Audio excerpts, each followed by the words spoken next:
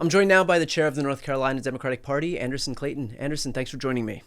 Thanks for having us, Brian. We really appreciate it. So North Carolina is in the news in a big way right now for all the wrong reasons yet again, and that's because North Carolina Republicans have now come out and expressed that they are considering redrawing their maps mid-cycle, joining other Republican states like Texas and Missouri, other states that are considering doing so, like Indiana, Ohio, and Florida, all moving forward with these mid-cycle map redraws to try and entrench some permanent majority in the House. So first and foremost, how seriously should we take this threat from North Carolina Republicans that they're going to follow through on this thing? Unfortunately, I fully expect Republicans to take us to a redraw when they come back in session on October the 21st. It's why North Carolina Democrats have been really aggressive about trying to make sure we get everybody as humanly possible to Raleigh on October the 21st, because we're going to be there rallying against redistricting our state. Something that should happen only every 10 years is now something that Republicans do every 2 years in North Carolina right now. And so we fully understand that Senator Phil Berger and Representative Destin Hall have come back together in session in Raleigh, who are both of our Senate and House minority leader or majority leaders for the Republicans in the state legislature right now. And they've decided that they are going to join together. And instead of passing a state budget like we need to see, they're going after an aggressive partisan gerrymander and doing it even worse to the state than they've already done so previously in North Carolina. Now, I hate to be too cynical, but the times sometimes warrant it. Coming together and pushing back against this thing or protesting this thing on October 21st when they come back into session, is it going to matter for a Republican Party that so often isn't concerned about listening to what the minority party wants? Their sole focus is just blinders on, figuring out how to consolidate power for themselves, everything else be damned. And especially in a state where they've already shown a proclivity to just wanting to consolidate all the power that they can while relegating, a Democratic Party that otherwise gets roughly 50% of the vote to as small a minority as they can. Look, I mean, we know in North Carolina, and we've been under Republican oppression at the state legislative level, and we've also seen it from the state Supreme Court. We know that we are at a fighting back perspective. I think that we need to win in the court of public opinion, though, about whether or not the majority of North Carolinians agree with what Republicans are about to do. Because my Senate majority leaders and my House majority leaders are saying that they've got overwhelming support to be able to do this, and they don't. The actual facts are that Democrats won more of a state House and state Senate majorities in North Carolina last year for the public vote that was the popular vote in the state, but we were not able to see that because of racial and partisan gerrymandering in North Carolina. And we've been really focused on winning back our state Supreme Court at both the state level, but also making sure that we're fighting back at every opportunity for the federal level. And North Carolina, to me, has a lot of opportunity to give back nationally and for North Carolina and the nation both. And so we're looking at making sure that Justice Anita Earl stays in her Supreme Court seat in 26. And in 28, we've got 3 Republican Supreme Court seats up that we're going to be able to take and make sure that we have got a flip of our state Supreme Court to reverse partisan and racial gerrymandering in North Carolina. It'll give 4 more House of Representative seats back to the Democratic Party nationally. And that'll also be 5 with reapportionment and redistricting when we also see that in 2030 and beyond. I know right now it's hard for people to look past the 26 election cycle, but Republicans are going to have, in my opinion, short-lived victories for long-term gains for this party if we are strategic about how we invest our time and our energy and our money in this election cycle too. And that's also saying that North Carolina can surprise y'all. I think that we're going to have congressional districts all over the state this year that are going to be ones to watch. People or folks that are going to be coming out of places like NC-11, which is in Western North Carolina. Chuck Edwards' district, to me, is on notice and on watch right now. And I think that Republicans might even enter themselves into a gerrymander or a dummy mander, as they would say right now in that sense. But I do definitely think that we've still got to be educating the public about what's going on in every way, shape, and form, and that we've got a plan to be able to fight back against it, at least over the next 4 years in North Carolina.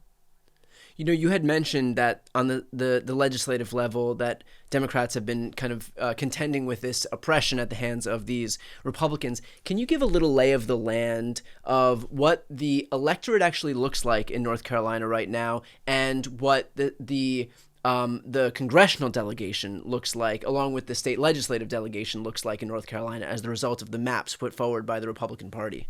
Actual party registration sort of interesting. We have a third Democrats, a third Republicans, and a third unaffiliateds. And so, in North Carolina, we're an interesting state where you've got a semi-closed primary. And so you can go into a ballot box as an unaffiliated and be able to pick which primary ballot you want to vote on, a Republican or a Democrat. And so a lot of my areas of the state that are gerrymandered, especially in my rural communities, you have Democrats that will go in and actually register as unaffiliateds and pull Republican ballots in primaries to vote against the lesser of two evils, and then going into the general election and actually voting for Democrats on the ballot too, because they understand sort of the dynamics of where they are right now. And it's a lot of strategic voting that you see. But North Carolina overall is a purple state. We're a 50-50 state where you would have a sort of an even split, right? That's why you saw last cycle Donald Trump win on the same ballot that you saw Josh Stein, and also sit five other statewide Democrats that were able to carry North Carolina last year. I think that we have got real advantages when you see opportunities for Democrats at the local and at the state level, and also at the federal level with the right type of candidates in the state.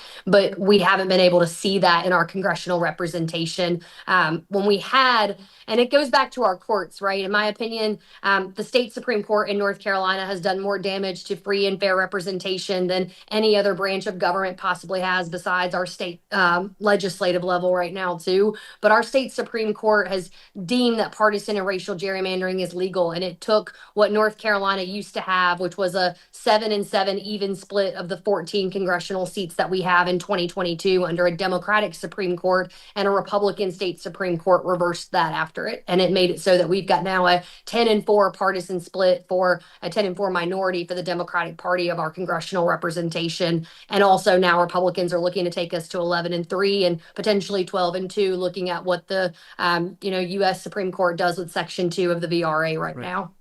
Right. And I've been tracking that especially closely too. And in fact, oral arguments are going to start today, October 15th. So we will probably find out within the coming months what their decision is as it relates to Section 2 of the Voting Rights Act. With that said, given the fact that Republicans have seized upon the fact that they could use North Carolina as a weapon for this mid-cycle map redraw, do you have any stance in terms of what other Democratic governors in these states where Democrats have control should be doing, very much in the same vein as what we're seeing in California? California has presented itself as a way to neutralize the ill-gotten gains that Republicans have given themselves in Texas, but we've already seen these Missouri Republicans move forward with a new map. To your exact point, we're just waiting within the next week or so for these North Carolina Republicans to do the same. We expect a similar outcome from Republicans in Indiana and Ohio and Florida. And so we haven't seen any other movement from Democrats. And so where do you stand on other Democratic governors, whether it's Pritzker in Illinois, whether it's Wes Moore in Maryland, whether it's, Kathy Hochul in New York or Jared Polis in Colorado? We haven't heard anything from Oregon or Washington. And of course, depending on the outcome in Virginia or New Jersey, we could have two potential weapons there. But we haven't seen any other movement other than California. And so kind of where do you stand on this issue in terms of Democrats fighting back against what the Republicans are doing?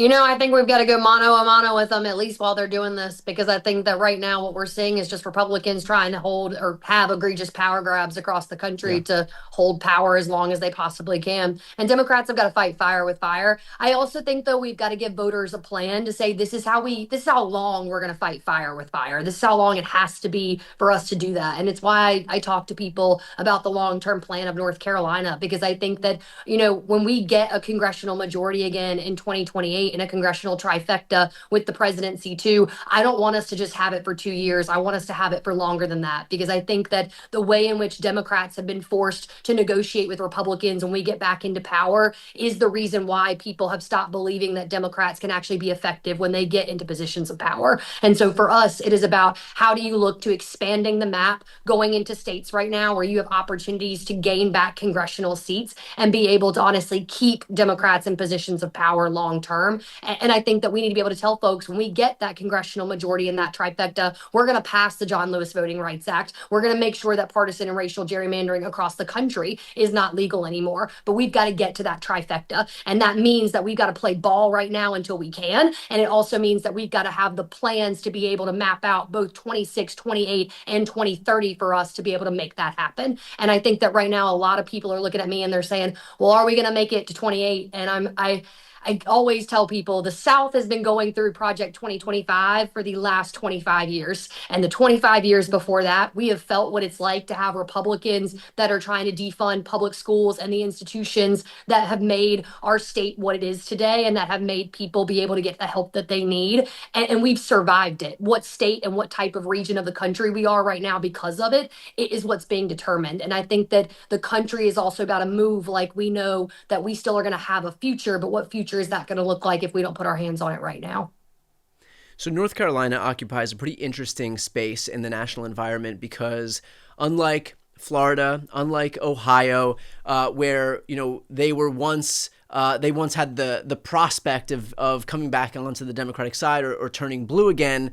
North Carolina is actually one of the few states where we're like, had lost North Carolina for quite a long time, been in the wilderness in North Carolina for a hot minute here, and now in this past election cycle saw a raft of statewide officials get elected on the Democratic Party line. And so what are you, as chair of the North Carolina Democratic Party, doing to make sure that we can build on those gains and not see that state kind of fall by the wayside in very much the same way that Florida and Ohio have? Honestly, the Democratic Party in North Carolina made historic investments into both our state House, our state Senate caucuses last year, and also our state Supreme Court race. We prioritized making sure that we focused on the level of the ballot that actually pulled and produced more power for both the nation and also our state legislative seats as well for our Supreme Court fight. And so we held a Supreme Court seat by 734 votes last year out of 5.5 million cast in the state. And if you're somebody out there that's questioning whether or not your vote matters, I hope you know that every single bit of the effort and energy that North Carolinians put on the ground in that race made sure that everybody's vote was counted and cast, and it did matter.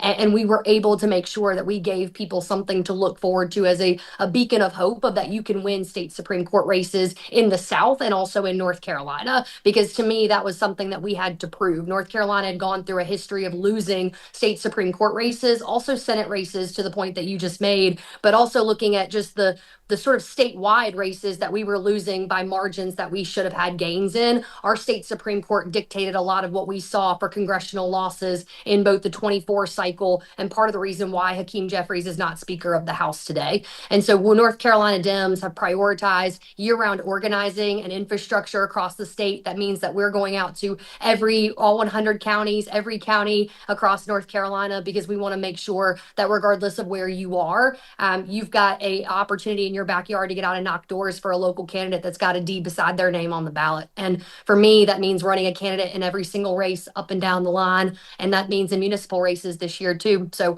we just had some in October and we're getting out for November as well. So if you're in North Carolina, go to ncdp.org and help us knock doors in your backyard today, because we have the chance to hold Republicans accountable at the local level, just like we need to at the national level right now as well.